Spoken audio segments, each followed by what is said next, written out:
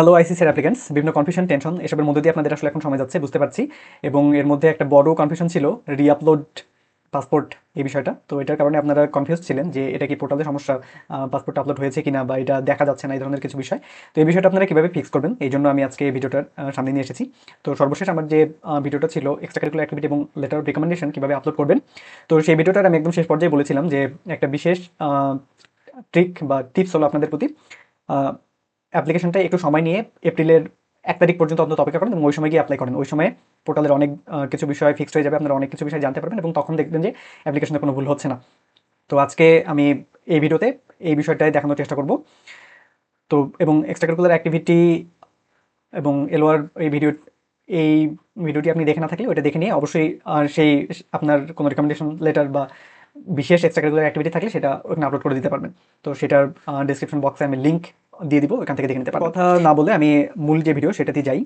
তো আমরা যদি পাসপোর্টের এখানে যাই, তো পাসপোর্টে আমরা দেখতে পাচ্ছি যে আমাদের অলরেডি পাসপোর্টটা আপলোড করা আছে। তো এই ছবিটা আমরা কোথায় পাবো, এটা হচ্ছে আমরা রেজিস্ট্রেশনের সময় আপলোড করেছি, তাই না? সেই ছবিটা এখানে দেখাবে।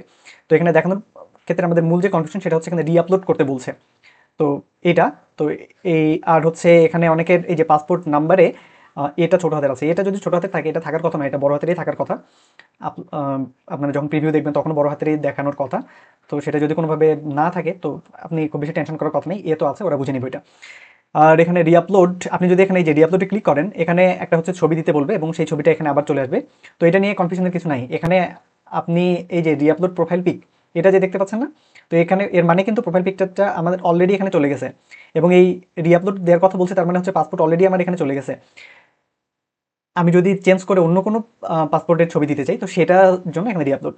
এর কারণটা কি, আপনি যদি প্রিভিউ দেখেন, আমি একটু প্রিভিউটা সংক্ষেপে দেখাতে চাই আপনাকে। এই যে আমি প্রিভিউ ক্লিক করলাম, প্রিভিউ ক্লিক করার পর দেখুন আমার, হ্যাঁ, এই যে অ্যাপ্লিকেশন প্রসেসের যে ফর্মটা সেটা একটা নতুন উইন্ডোতে ওপেন হয়েছে এবং এখানে পাসপোর্ট নাম্বারটা আমার আছে এবং পাসপোর্ট নাম্বারের পাশেই কিন্তু ছবিটা আছে এবং আমার যে ছবি সেই ছবিটাও ছবির জায়গায় আছে। তো কাজেই এটা নিয়ে টেনশনের কিছু নাই। আরেকটা বিশেষ গাইডলাইন আপনাদেরকে আমি দিতে চাই, সেটা আমি আজকেই ইউনিভার্সিটি সিলেকশন এটার উপর একটা ভিডিও আনতে যাচ্ছি। তো এখানে আমি আলোচনা করব কোন কোন ইউনিভার্সিটিগুলোতে অ্যাকসেপ্টেন্স রেট বেশি, কোন সাবজেক্টে সাধারণত অ্যাকসেপ্ট করে বেশি, কোন ভার্সিটি আপনার সিলেক্ট করা উচিত এবং আপনার কোনো প্ল্যান বি থাকা উচিত কিনা। আইসিসিআর স্কলারশিপ, এটা তো স্কলারশিপ হয়তোবা 500 জন পাবে, আইসিসিআর স্কলারশিপ আরও কিছু, আয়ুষ স্কলারশিপ পাবে আরও কিছু, লতা মঙ্গেশকর স্কলারশিপ পাবে। তো এই যে লতা মঙ্গেশকর আয়ুষ স্কলারশিপ, এই বিষয়গুলো নিয়ে আমি আলোচনা করেছি আমার আরেকটা ভিডিওতে। তো সেই ভিডিওটার এখন আশা করি স্ক্রিনে দেখতে পাচ্ছেন আপনারা, এটারও ডিসক্রিপশন বক্সে আমি লিঙ্ক দিয়ে দিব, ওইখান থেকে এগুলো সম্পর্কে আপনি জেনে নিতে পারবেন। আইসিসিআর সম্পর্কে সমস্ত কিছু আসলে ভিডিওতে আলোচনা করা হয়েছে।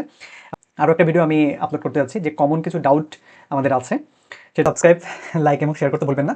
আসলে নতুন চ্যানেল, আপনি আমাকে চ্যানেলটিকে গ্রো করতে সাহায্য করুন এবং আমি আপনাকে ভরসা দিচ্ছি আপনাকে আপলিফ্ট করার অনেক গুরুত্বপূর্ণ কন্টেন্ট আমি এই চ্যানেলের সামনে আনতে থাকবো এবং আপনার প্রিয়জনকে যদি মনে করেন যে এই ভিডিওটি তার জন্য গুরুত্বপূর্ণ হতে পারে তার সাথে শেয়ার করতে ভুলবেন না।